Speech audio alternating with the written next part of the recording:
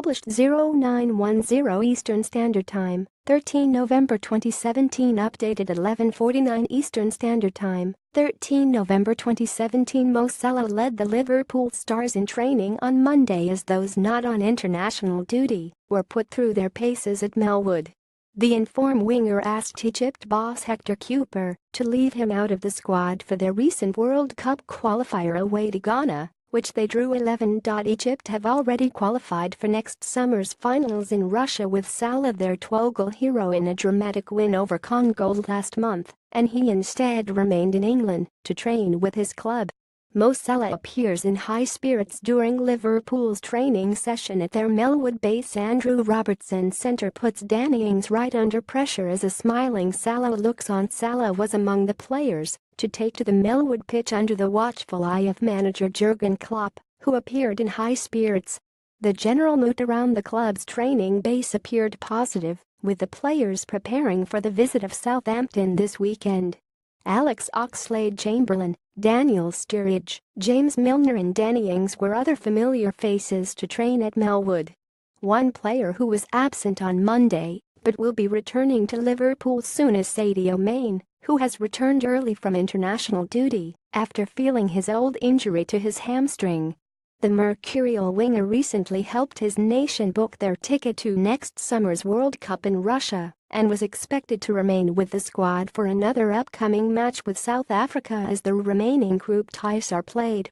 Mane will now miss the dead rubber match with South Africa, though it is currently unknown whether the injury has flared up to an extent that it will keep him out of action once more. Jurgen Klopp appears in high spirits as he prepares his men for the visit of Southampton. Klopp leads his players out onto the training field on Monday ahead of Premier League clash, and Klopp, who has faced criticism this season after an underwhelming start to the season, admits concerns over the former Southampton star's fitness. He said, "Personally speaking, I'm delighted for Sadio.